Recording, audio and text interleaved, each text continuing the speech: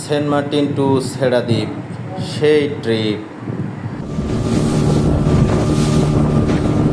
এই যে আমাদের রন্ধু ভাই ভয়তে দড় হয়ে গিয়েছে, তার চেহারার দিকে আর তাকানো যাচ্ছে না।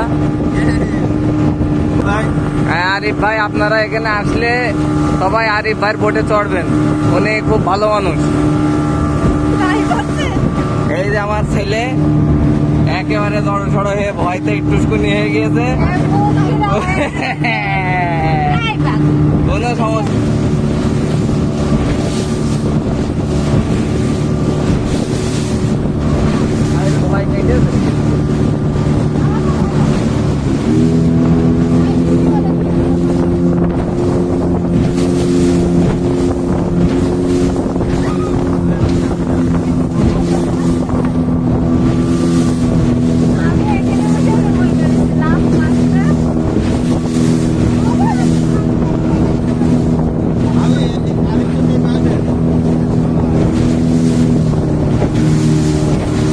আমরা প্রায় ছেড়াদ্বীপের কাছে চলে এসেছি।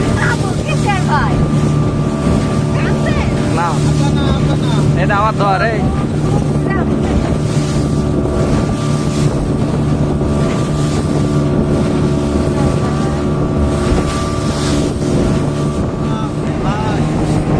দেখে মনে হচ্ছে আমরা কিন্তু ছেড়াদ্বীপের খুবই কাছাকাছি পৌঁছে গেছি এবং ওখানে কিন্তু আরও কিছু যাতায়াত পথ আছে। ঠিক আছে, আমরা কিন্তু স্পিড বোটে যাচ্ছি, কিন্তু ওই সাইড থেকে আপনার মোটর সাইকেল বা বাইসাইকেলেও যাওয়া যায়, কিন্তু ওইটার একটা সময়সীমা আছে।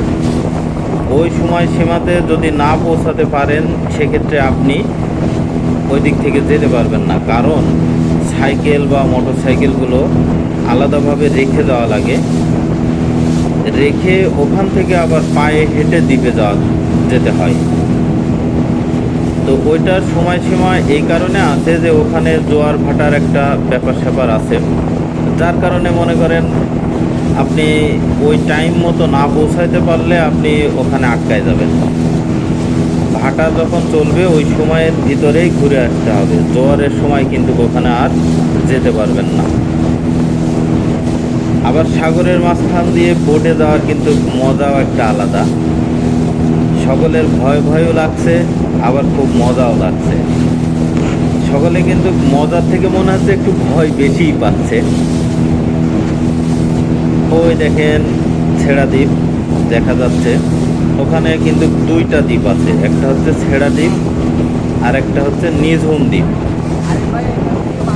তো আমরা দুইটা দ্বীপই খুব খুঁটে খুঁটে ঘুরে দেখে আসবো এবং খুবই মজা করে আসবো।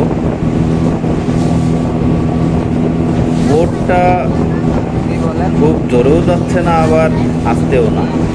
ও আবার কিন্তু নৌকা দিয়েও যাওয়া যায়, হ্যাঁ নৌকা দিয়েও যাওয়া যায়, তবে আমার কাছে মনে হয় স্পিড বোটটাই সেফ এবং অল্প সময়ে যাওয়া আসা করা যায়, এজন্য স্পিড বোটটাই ভালো।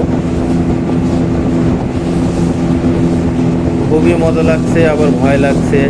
আমরা বিকালে রওনা দিয়েছি, ঠিক আছে, হালকা হালকা রৌদ্রও আছে, রোদগুলো পানির উপরে যখন রৌদ্র পড়ছে খুব মজা লাগছে দেখতে, খুব ভালো লাগছে। তবে স্পিড বোটওয়ালা মাঝে মাঝে আমাদের কিন্তু একটু ঝাঁকুনি দিচ্ছে, হ্যাঁ দেখছে যে আমরা কতটুকু ভয় পাই, কারণ আমাদের তো আসলে নদীর বুকে বা সাগরের বুকে তো অভ্যাস নাই, এই কারণে একটু ভয় লাগছে।